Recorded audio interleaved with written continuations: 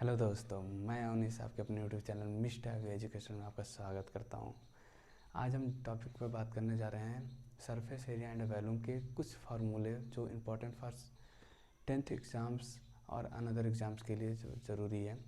उस फार्मूले में अगर हम बात करते हैं कि पहले उसमें कई शेप की बात करते हैं। शेप में आपके क्यूब, क्यूबाइड, सिलेंडर, कोन और हेमिस्फेयर, स्फेयर 6 शेप की बात करेंगे। जबकि फ्रस्टम आपके सब्जेक्ट में है नहीं, 10th के सब्जेक्ट में फ्रस्टम की बात नहीं की गई है। हालांकि फ्रस्टम पर भी हम डिस्कस करेंगे। पहला शेप हम लेते हैं क्यूब। जैसा कि आप लोग बोर्ड पे देख रहे हैं कि क्यूब जो है हमारे बोर्ड पे पहले से ही बना हुआ है, मतलब कि हमने अभी बनाकर इसको रख दिया था कि क्यूब जो है इसकी खासियत क्या होती है। क्यूब में जो आपके सभी एजेस जो होते हैं सेम होते हैं, इसलिए ये जो हाइट है, लेंथ है, ब्रेथ है, जो भी है, जैसे क्यूबाइड में आप अंतर, जैसे एक रूम में बैठे हैं, रूम में अगर सभी बेस, सभी एजेस आपके सेम रहते हैं तो रूम हमारा एक डब्बा जैसा लगता है, जब क्यूब जैसा लगता है। जैसे आप लोग क्यूब खेलने वाले हैं तो क्यूब खेलते होंगे तो वो भी एक क्यूब है। तो क्यूब की खासियत क्या होती है, क्यूब में सभी एजेस आपके सेम होते हैं। सभी एजेस का सेम होने का मतलब कि ये चाहे लेंथ हो, ये भी एक ही डिस्टेंस का होगा, ये विड्थ हो, ये हाइट भी सब एक ही डिस्टेंस के होंगे। जबकि अगर हम मान लेते हैं यहाँ क्यूब के जो एजेस हैं वो ए हैं, अगर हम मान लेते हैं ऑल एजेस जो हैं वो ए हैं, लेंथ, ब्रेथ एंड हाइट सभी अगर सेम है और सभी एजेस बराबर हैं तो हम मान लेते हैं उनको ए है। तो एजेस, अगर ईच एजेस की बात करें तो वो है ए यूनिट। अब यूनिट का मतलब क्या होता है?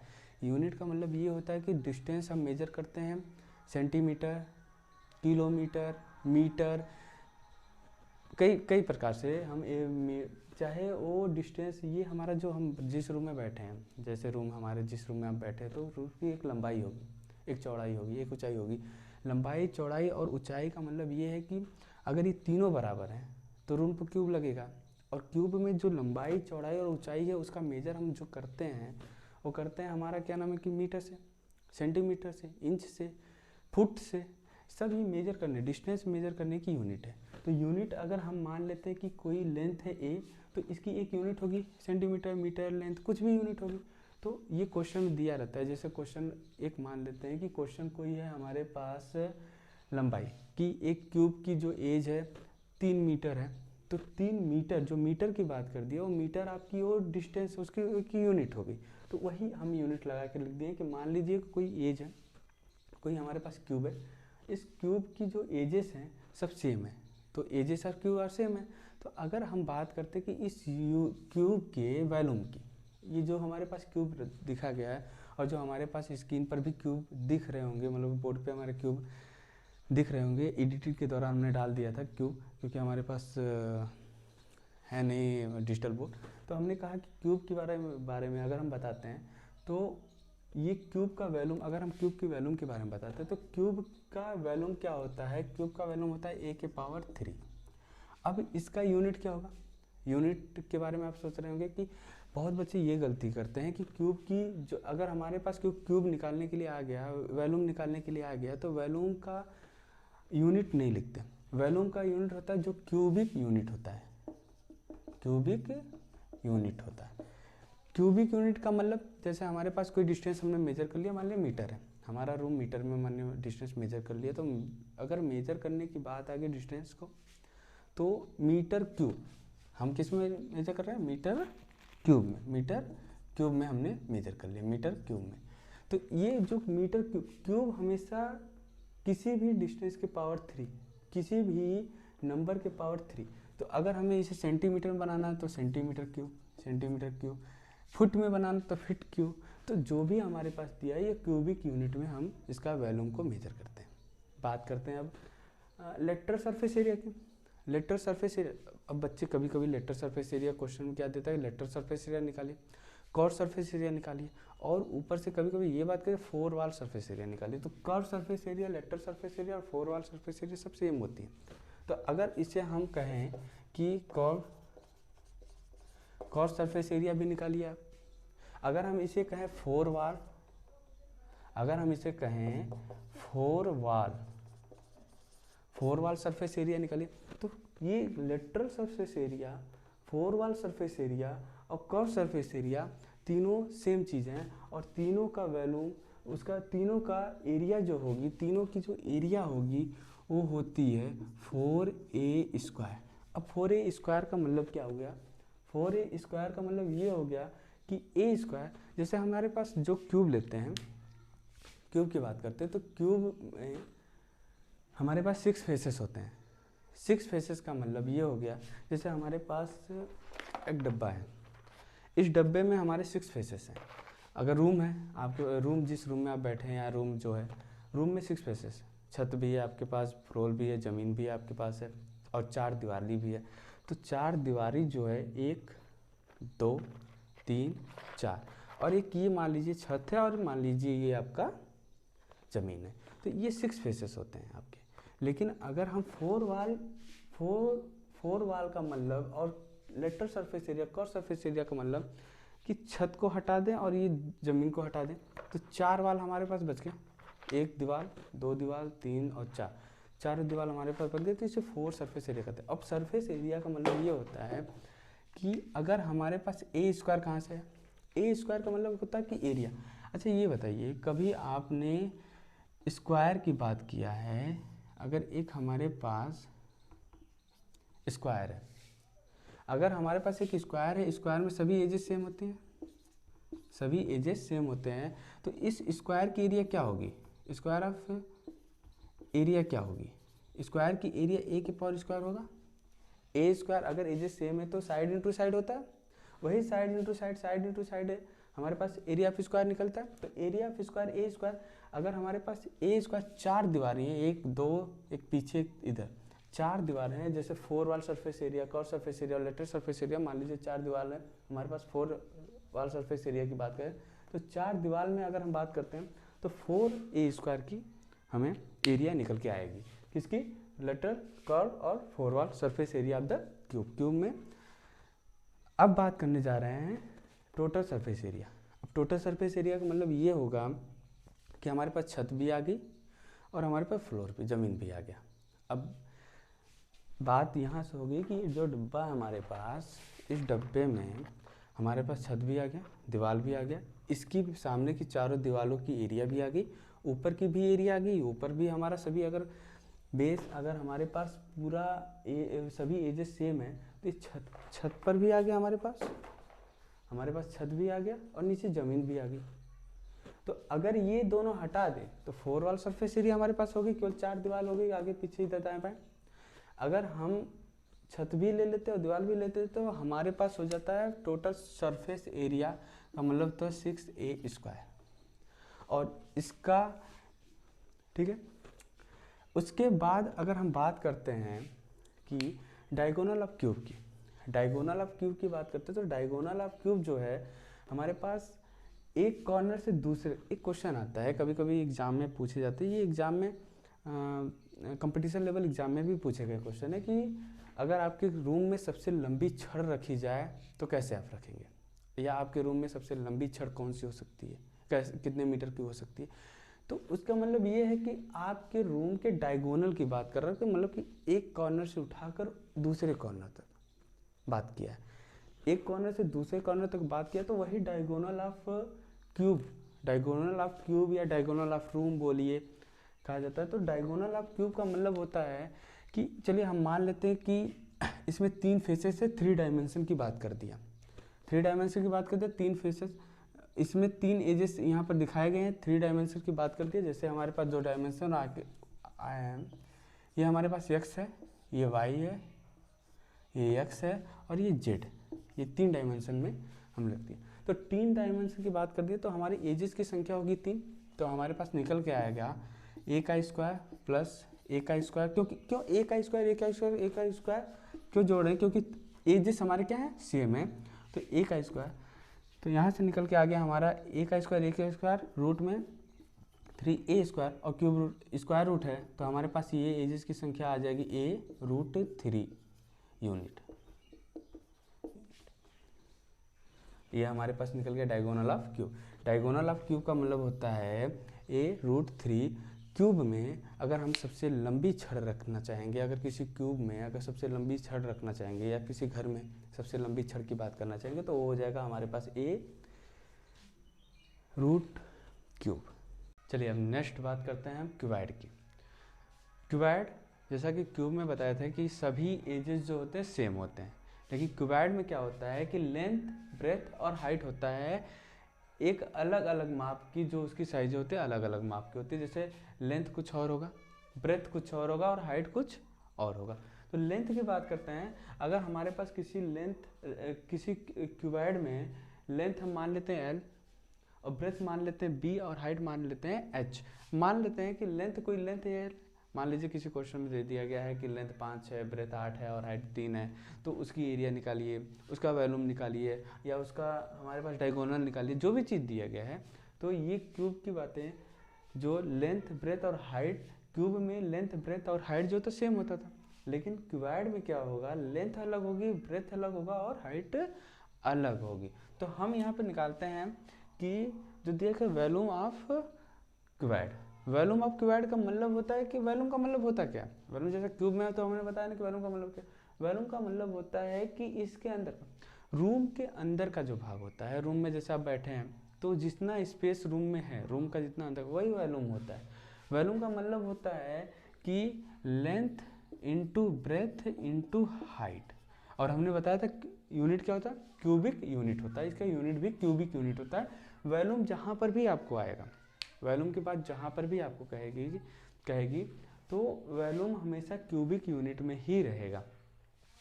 दूसरी, चाहे मीटर क्यूब होगा, चाहे सेंटीमीटर क्यूब होगा, चाहे कुछ भी हो सकता है। तो यहाँ पे लेंथ, ब्रेथ और हाइट, मतलब कि लेंथ, ब्रेथ और हाइट तीनों का मल्टीप्लाई अगर कर दें तो इसके अंदर रखे हुए स्पेस की यूनिट निकल जाएगी, कितना इसके अंदर स्पेस है और कितना चीज़ हम इस पर रख सकते हैं।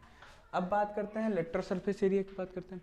जो लेटरल सरफेस एरिया है, हमने बोला लेटरल सरफेस एरिया का मतलब कि जो हमारे पास चार दीवारी हैं या उसके बाद 4 वाल हैं हमारे पास, या कर्व सरफेस एरिया है हमारे पास, तो वही लेटरल सरफेस एरिया की बात करते हैं। तो इसका फार्मूला होता है 2 × L + B × H। अब यहाँ पे एक चीज़ और जानिए क्या होता है कि 2 × L + B × H। अच्छा, अगर हम इसमें इतने चीज़ को ले 2 × L + B, तो हम पढ़ें स्क्वायर रेक्टेंगल। अगर हम बात करते हैं रेक्टेंगल की एरिया क्या होगी, अगर हमारे पास लेंथ ये है, ब्रेथ ये है, तो एरिया ऑफ रेक्टेंगल क्या होगा, एरिया ऑफ रेक्टेंगल क्या होगा, लेंथ इंटू ब्रेथ होता है। अगर हम बात करते हैं इसका पेरीमीटर की बात करते हैं, पेरीमीटर का मतलब होता है इसके चारों तरफ जो रेखाएं हैं, ये चारों तरफ रेखा, चारों एज का जो सम हो, ये पेरीमीटर ऑफ रेक्टेंगल की बात कर रहे हैं। पेरीमीटर ऑफ रेक्टेंगल की बात करें तो होता है 2 × L + B। कभी कभी क्वेश्चन में देखिए पूछ देता है, कभी कभी क्वेश्चन क्या देता है कि एक क्वेश्चन है कि पेरीमीटर ऑफ द रेक्टेंगल दे दिया है और हमें ये दे दिया कि lateral surface area of cuboid भी दे दिया है। पहले चीज दिया है कि पेरीमीटर ऑफ रेक्टेंगल भी दिया है और lateral surface area of cuboid भी दिया है। तो वहाँ से पूछा गया था कि फाइंड द हाइट की बात पूछी गई थी, तो वहाँ से हाइट यहाँ से निकल सकती है क्योंकि ये पेरीमीटर ऑफ रेक्टेंगल है। और अगर इसमें हाइट से मल्टीप्लाई कर देते हैं तो हाइट से मल्टीप्लाई करने के बाद ये होता है lateral surface area of cuboid की बात हो जाएगी। दूसरी चीज़ अगर बात करते हैं total surface area of cuboid की बात करते हैं, टोटल सरफेस एरिया क्यूबॉइड की बात करेंगे तो total surface area 2 × L B + BH + HL। अब यहाँ कुछ समझने की बात है, अगर हम लेटरल सरफेस एरिया की बात करने जा रहे हैं तो टोटल सरफेस एरिया की बात करेंगे तो 2 × LB + BH + HL। अगर हम एक साइक्लिक फॉर्म में इसको बना दें 2 × LB, L B और H मान लें तो एक मल्टीप्लाई साइक्लिक फॉर्म में हो गया। चलिए ठीक है, इसका कोई मतलब है नहीं यहाँ पर। अगर यहाँ बात करते हैं LB, अगर हम एक रेक्टेंगल की बात करते हैं, रेक्टेंगल में लेंथ ये है, ब्रेथ ये है, तो इसकी एरिया निकल के आ गई, एक फेस की हमारी एरिया निकल के आ गई, इस फेस की एरिया निकल के आ गई, लेंथ इंटू ब्रेथ, मतलब लेंथ इंटू ब्रेथ। एक फेस की अगर एरिया निकल के आ गई तो ये हो गया लेंथ इंटू ब्रेथ, ठीक है। अगर इस फेस की एरिया करें तो ब्रेथ इंटू हाइट, ये बात होगी। नीचे अगर हमारे पास सरफेस है, सरफेस जो हमारे पास जो नीचे ज़मीन है इसकी एरिया की बात करें तो ये लेंथ हो गया और ये ब्रेथ हो गया। उसी तरह अगर हम टॉप की बात करें, हम ऊपर की बात करें तो ये लेंथ हो गया इस घर का या क्यूबॉइड का, ये हमारा ब्रेथ हो गया। तो लेंथ तो ब्रेथ दो बार आया, एक नीचे आया कि ऊपर आया। इधर ब्रेथ इंटू हाइट आएगा, इधर भी ब्रेथ इंटू हाइट आएगा, इधर पीछे लेंथ इंटू हाइट और सामने लेंथ इंटू हाइट आएगा। तो मतलब कि एक बार दो गुना किस लिए कर रहे हैं, अगर इसका दो का मल्टीप्लाई, दो बार लेंथ इंटू ब्रेथ आ रहा है, दो बार ब्रेथ इंटू हाइट आ रहा है, दो बार हाइट इंटू लेंथ आ रहा है, मतलब दो इसमें से कॉमन ले लेंगे तो हमारे पास total surface area of cuboid जो निकल के आएगा वो निकल के आएगा 2 into L B plus B H plus H L. बहुत बच्चों को ये नहीं याद होता कि 2LB plus B H plus H L, वो याद कहाँ से होगा। आप एक साइकिल बनाइएगा, एल बी और एच लिखिएगा, साइक्लिक फॉर्म घुमा दीजिएगा, तो साइक्लिक में घुमा दीजिएगा, पहले आप मल्टीप्लाई कीजिएगा एल बी फिर बी एच और फिर एच एल, और सबको जोड़ के एक ब्रैकेट में बाहर 2 लगा कर लिख दीजिएगा, total surface area of cuboid निकल के चली आएगी। अब बात करते हैं कि डायगोनल ऑफ क्यूबॉइड, मतलब कि पहले क्यूब में ही बता दिए हैं कि जो कॉर्नर से कॉर्नर तक, जमीन के कॉर्नर से छत के कॉर्नर तक अगर हम कोई छड़, सबसे लंबी छड़ रखते हैं तो वो डायगोनल ऑफ क्यूबॉइड निकल के आता है। तो डायगोनल ऑफ क्यूबॉइड का मतलब हो जाएगा, अभी diagonal of cuboid L square plus B square plus H square हमारे पास निकल के आ गया, डायगोनल ऑफ क्यूबॉइड ये चीज़ हो गया। तो क्यूबॉइड आप लोग को समझ में आ गया होगा कि क्यूबॉइड में जो फार्मूले यूज होते हैं वो volume of cuboid length into breadth into height use होता है, दूसरा lateral surface area of cuboid use होता है, और तीसरा total surface area of cuboid use होता है, और चौथी बात कर देते हैं डायगोनल ऑफ क्यूबॉइड यूज होता है। ये 10th के पेपर में या 10th के सब्जेक्ट में या 10th के बुकों में इस चारों फार्मूले पर ये क्वेश्चन बनाए गए हैं। चलिए, अभी तक हमने बात किया कि क्यूब की बात कर लिए, क्यूबॉइड की बात कर लिए, अब बात करते हैं सिलेंडर की। सिलेंडर में दो सर्कल होते हैं और इन दो सर्कलों को, और ये दो सर्कल जो ऊपर नीचे आपको दिख रहा है, जैसे कि हमारे पास फिगर है, ये सर्कल और ये सर्कल से ही बनता है सिलेंडर। तो सिलेंडर में अगर सर्कल को सर्कल से जोड़ते चले जाएंगे तो हमारे पास एक हाइट क्रिएट हो जाएगी, हाइट बन जाएगी। तो ये जब अगर हम सर्कल को सर्कल से जोड़ते हुए चले जाएंगे तो एक हाइट हमें मिलती है। तो वही चीज़ कह रहा है कि कई सर्कल को मिलाकर हमें एक हाइट मिलती है, और उस सर्कल का एक रेडियस होता है। हालांकि पूरा अगर हम लेते हैं यहाँ से यहाँ तक तो एक डायमीटर होता है, और यहाँ से उसके अगर सेंटर से उसके आर्क के किसी एक पॉइंट पर लेते हैं, किसी पॉइंट पर मिलाते हैं आर्क पे, तो ये होता है हमारा रेडियस होता है। तो अगर हमारे पास दे दिया कि हाइट ऑफ सिलेंडर जो है वो h है, और रेडियस ऑफ सिलेंडर जो है हमारे पास r है, तो हमारे पास जो सिलेंडर का वॉल्यूम निकल के आएगा, वो वॉल्यूम जो, मतलब कि इसके वॉल्यूम का मतलब अभी तो आपको समझाएं कि वॉल्यूम का मतलब होता है कि इसके अंदर का खाली स्पेस। तो वॉल्यूम जो, अगर इसके अंदर का वॉल्यूम निकल के आएगा वो आएगा हमारे पास पाई आर स्क्वायर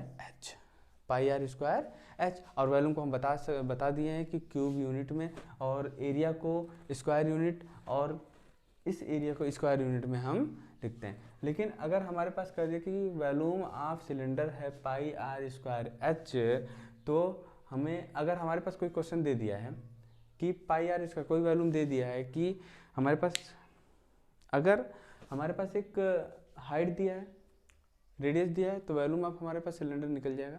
तो क्या उसका फार्मूला होता है कि पाई आर स्क्वायर एच, ये फार्मूला होता है। अब हम बात करते हैं कि इस सिलेंडर में कर्व सरफेस एरिया की। अब ये समझिए, सिलेंडर में कर्व सरफेस एरिया की बात करने जा रहे हैं। तो कर्व सरफेस एरिया का मतलब ये होता है, अभी हम बताएं कि curve surface area, lateral surface area, four wall surface area एक ही होती है। तो कर्व सरफेस एरिया की बात लिखे हम, ये कर्व सरफेस एरिया जो आपके सिलेंडर की जो बात होती है, तो इसमें एक ये हम हटा दिया, ये खाली स्पेस हो गया, और यहाँ से अगर हम काट के निकाल देते तो हमारे पास एक गोलाकार सिलेंडर के रूप में पाइप के आकार का मिल जाएगा। तो ये होता है हमारा कर्व सरफेस एरिया। जो कर्व सरफेस एरिया हमारे पास मिल गया, तो वो हमारे पास कर्व सरफेस एरिया का मतलब होता है कि 2 पाई आर एच। अब यहाँ से एक चीज़ समझने की बात है कि 2 पाई आर एच है क्या। 2 पाई आर एच का मतलब है कि ये 2 पाई अगर आपको दिख रहा होगा, 2 पाई जो है, 2 पाई आर जो है, ये होता है circumference of the circle. Circumference of the circle, हमने कहा कि कई सर्कलों को मिलाकर एक सिलेंडर बनता है और एक हाइट हमें मिलती है। तो यही 2πr जो होता है ये circumference of the cylinder circle है, और इसी सरकमफ्रेंस ऑफ सर्कल को कई बार हमने रखा है तो एक हाइट हमें मिली, और वो हाइट हमें एक सिलेंडर के रूप में मिलती चली गई।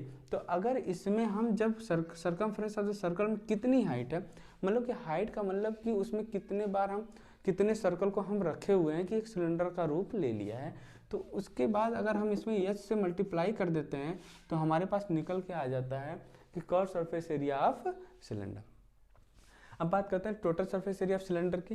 Total surface area of cylinder क्या होता है कि हमारे पास 2πrs तो है, 2πrs तो है, लेकिन अगर हम ऊपर से वो ढक्कन को बंद कर दें और नीचे के ढक्कन को बंद कर दें तो एक सर्कल की एरिया भी आती है। तो इसमें हम ऐड कर देंगे πr स्क्वायर। कितने πr स्क्वायर, इसमें कितने πr स्क्वायर अटैच करेंगे, इसमें करेंगे 2πr स्क्वायर, इसमें अटैच कर दिए। क्यों? क्योंकि πr स्क्वायर एक सर्कल की एरिया जो होती है ये होती है πr स्क्वायर, और हमारे सिलेंडर में दो सर्कल की एरिया यूज होगी, पहला चीज एक ये और दूसरा ये, तो दोनों को मिलाकर 2πr स्क्वायर हम अटैच कर दें। इसको शॉर्ट फॉर्म में लिखिए, इसमें से 2πr एक यार 2πr हमारे पास कॉमन आ गया, h प्लस r। बहुत पेपर क्वेश्चन में इस तरह, बहुत से बुकों में इस तरह दिया रहता है, बहुत बुकों में इस तरह, और इसी चीज़ को हम कहते हैं कि total surface area of cylinder. अब हम बात कर चुके हैं क्यूब की, क्यूबाइड की और सिलेंडर की। अगली बात करेंगे हम कोन। देखिए जैसा कि आपको कोन दिख रहा होगा बोर्ड पे, तो कोन में हमारे पास एक हाइट होती है, एक रेडियस होता है, जैसे कि बर्थडे टोपी होती है, बर्थडे टोपी में एक हाइट तो होती है, एक रेडियस भी होता है, और एक होता है उसका स्लैंट हाइट होती है। स्लैंट हाइट जो तिरछी इसकी हाइट होती है, जिसे हिंदी में कहते हैं तिर्यक या तिरछी ऊंचाई कहते हैं, तो ये जो होती है यल, तो ये होती है इसकी स्लैंट हाइट। तो हमारे पास अगर हम कहें हाइट ऑफ कोन कहें तो हाइट ऑफ कोन मान लेते हैं h, रेडियस ऑफ कोन कहें तो मान लेते हैं r, और स्लैंट हाइट का मतलब होता है कि तिरछी ऊंचाई, अगर तिरछी ऊंचाई स्लैंट हाइट का मान लेते हैं l। अगर हमारे पास कभी कभी गिवन नहीं होता है कि l का मान कभी गिवन नहीं होता है, तो l का मान निकालते कैसे? l का मान निकालने का मतलब ये है कि आपको ये दिख रहा होगा 90 डिग्री पे एक राइट एंगल ट्रायंगल।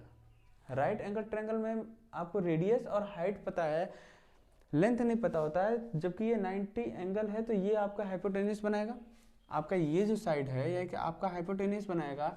तो हमारे पास अगर हम लिखते हैं कि l का square equal to root of l का स्क्वायर इक्वल टू हमारे पास h का स्क्वायर प्लस r का स्क्वायर, यही हमारे पास निकल के आता है। ये बाय पाइथागोरस थ्योरम से निकल के आता है कि यल हम स्लैंट हाइट को निकाल सकते हैं। तो ये चीज़ ध्यान में रखिएगा कि अगर हमारे पास कभी कभी स्लैंट हाइट नहीं दिया रहता है, अगर हमारे पास वॉल्यूम में कभी हमारे वॉल्यूम एरिया में एल की बात करेगा, एरिया में एल की बात करेगा, स्लैंट हाइट को पूछेगा, और वॉल्यूम में स्लैंट हाइट क्यों नहीं, हाइट को पूछता है, और एरिया में हमारे स्लैंट हाइट को पूछता है। तो स्लैंट हाइट को पूछने का मतलब ये है कि इसकी तिर्यक ऊंचाई को पूछ रहा है। इस कोण के तिर्यक ऊंचाई को पूछने से क्या नाम है कि इसकी अगर हमें डिस्टेंस या दूरी नहीं पता या इसका मेजर अगर हमें नहीं पता है तो हम लिख सकते हैं कि L square equal to H square plus R square, ये आया है पाइथागोरस थ्योरम से। तो अगर हमारे पास हम बात करते हैं कि slant height of the cone हमारे पास एल है, radius of the cone R है और height of the cone H है, तो वॉल्यूम ऑफ कोन क्या होगा, वॉल्यूम ऑफ कोन होगा 1/3 pi are square h, pi are square h. और हमारे पास अब नेक्स्ट बात करते हैं कि curve surface area. Curve surface area का मतलब होता है कि इसके नीचे जो ढक्कन नहीं लगा है, ये पूरा तरीके से बंद नहीं है, ये पूरा तरीके से अगर ये बंद कर दें तो ये टोटल सरफेस एरिया हो जाएगा।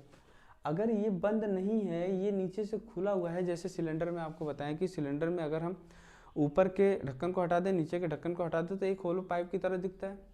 अगर हम पाइप की तरह दिख रहा है तो वो एक कर्व सरफेस एरिया हो गया, फोर वॉल सरफेस एरिया या टोटल लेटरल सरफेस एरिया हो गया। तो हमारे पास अगर ये ढक्कन हम नहीं लगाते हैं तो ये कर्व सरफेस एरिया के रूप में बन जाता है। तो कर्व सरफेस एरिया का जो फार्मूला हमारे पास बनेगा तो वो बनेगा पाई आर एल। अब यहाँ पे यल, अभी वही बात कर रहे थे कि यल अगर आपको कभी स्लैंट हाइट नहीं दी रहती है तो slant height Pythagoras theorem L square equal to R square plus H square से हम निकाल देते हैं, ताकि अगर हमारे पास मान लीजिए किसी सिलेंडर किसी कोन में हमारे पास रेडियस गिवन है और हाइट गिवन है और पूछ दिया कर्व सरफेस एरिया, तो एल तो निकालना पड़ेगा ना हमें। एल कहाँ से निकलेगा? By Pythagoras L square equal to H square plus R square से हमें एल का मान निकालकर हम कर्व सरफेस एरिया निकाल सकते हैं।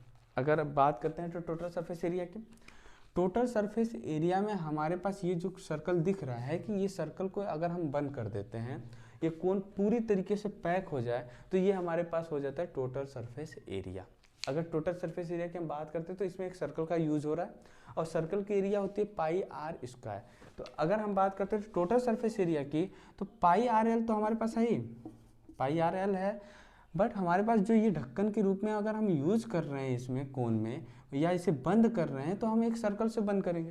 किसी भी टोपी को, बर्थडे वाले टोपी को हम एक सर्कल से ही बंद करते हैं। अगर पूरी तरह बंद करें तो सर्कल से बंद कर देंगे, तो इसमें उस सर्कल की एरिया का प्रयोग होगा, उस सर्कल की एरिया का यूज होगा।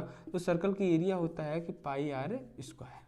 तो इसको इसमें कॉमन लीजिए, पाई कॉमन आएगा, आर कॉमन आएगा, एल प्लस आर इसका निकल के आएगा एरिया, टोटल सरफेस एरिया। तो हमारे पास तीन फार्मूले पता चल गए, मिल गए हमारे पास कोन के। पहला को फार्मूला मिला volume of the cone 1/3 pi are square H, दूसरा मिला curve surface area of the cone pi R L, और तीसरा मिला total surface area of the cone pi R L plus जो ढक्कन का एरिया हम निकाल लगाए हैं पाई आर स्क्वायर। तो हमारे पास निकल के आया पाई आर कोष्टक में आर प्लस एल। अब बात करते हैं स्पेयर एंड हेमीस्फेयर की। स्पेयर और हेमीस्फेयर, स्पेयर का मतलब होता है कि गोला और हेमीस्फेयर का मतलब होता है कि गोलक का आधा भाग। जैसे कभी कभार आप बाल खेलते हुए दिखाई दे, बाल जो होती है, बाल आधे पर से फट जाती है तो आधा जो बाल होता है वो हेमीस्फेयर का रूप ले लेता है, और जो बाल होती है वो बाल आपका एक स्फेयर के रूप में होती है। तो यहाँ पे इसकी जो रेडियस होगी, दोनों की मान लेते हैं आर रेडियस है, अगर हम मान लेते हैं radius of hemisphere equal to R, तो वॉल्यूम ऑफ स्पेयर, जो वॉल्यूम ऑफ स्पेयर निकल जाएगा 4/3 पाई आर क्यूब। मतलब कि आर वॉल्यूम की बात कर रहा है कि वॉल्यूम की बात करने में यहाँ क्यूब हमेशा, मतलब कि किसी में भी क्यूबिक यूनिट होता है, तो हमारे पास वॉल्यूम ऑफ स्पेयर निकल के आ गया 4/3 पाई आर क्यूब। अब उसी जगह सरफेस एरिया ऑफ स्पेयर की बात करते हैं, तो सरफेस एरिया ऑफ स्पेयर कितना लगेगा, कितना होगा, ये 4 पाई आर स्क्वायर होगा सरफेस एरिया ऑफ स्पेयर का। अब बात करते हैं कि इस हेमीस्फेयर की। अब ये समझने वाली बात है कि हेमीस्फेयर है क्या। हेमीस्फेयर है कि किसी गोले का आधा भाग हेमीस्फेयर के रूप में आता है। तो ये हेमीस्फेयर में देखिए, ये ऊपर से खुला हुआ भाग है, ये ऊपर से खुला हुआ भाग है। अगर दोनों की रेडियस से मैं मान लेते हैं आर दोनों की रेडियस है, तो वॉल्यूम ऑफ हेमीस्फेयर जो निकल के आएगा, इस हेमीस्फेयर के अगर 1/2 कर दें, इसका आधा कर दें, मान लीजिए ये हमारे पास है 4, ये हेमीस्फेयर का, ये स्फेयर का फार्मूला हो गया वॉल्यूम ऑफ स्फेयर। अगर हम इसका आधा कर दें, तो ये कट के निकल के आएगा 2/3 पाई आर क्यूब। तो ये हो गया हमारा वॉल्यूम ऑफ हेमीस्फेयर। अब बात करते हैं कि curve surface area of hemisphere की। Curve surface area of hemisphere की जो स्फेयर का आधा अगर हम करेंगे तो curve surface area of hemisphere निकल के आएगा। अब तीसरी बात करते हैं total surface area of hemisphere की। Total surface area of hemisphere की curve surface area of hemisphere plus ये जो हमारे पास सर्कल वाली एरिया आएगी, ये इसमें ऐड हो जाएगा, तो 2 पाई आर स्क्वायर, दोनों सेम दिख रहा है, प्लस जो सर्कल की एरिया आएगी, जो अगले पिछले वाले क्वेश्चन में बता चुके हैं कि सर्कल की एरिया, जो एक सर्कल लगता है, सर्कल की एरिया क्या होती है, सर्कल की एरिया पाई आर स्क्वायर, ये इसमें अटैच हो जाएगा, ये मिल जाए तो बनेगा 2 pi are square plus pi are square मिलकर total surface area of hemisphere का रूप ले लेगा। और इसे अगर हम सॉल्व करते हैं तो 2 pi are square plus pi are square का मतलब होगा 3πr², ये निकल के आएगा ये total surface area of hemisphere.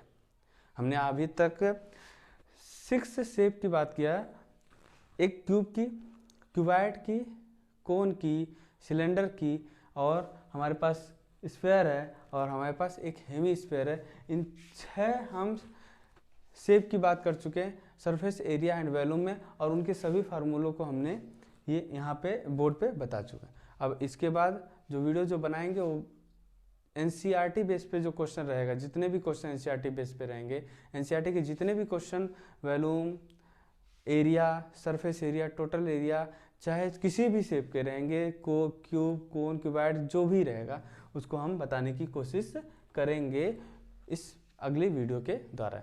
Thank you.